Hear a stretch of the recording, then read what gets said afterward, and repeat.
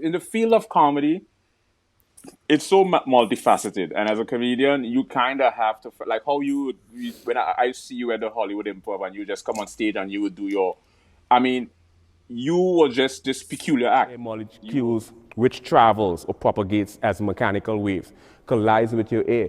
It goes into your air, and your basilar or basilar membrane converts this and interprets this as octave. So we've established that there's a limitation in the frequencies of sound, and we've established that there's a limitation in terms of how we interpret sound.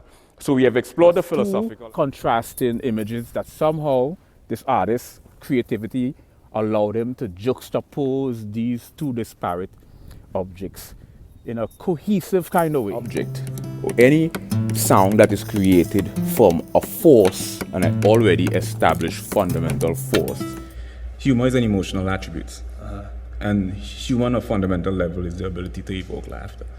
So it's more of an emotional attribute.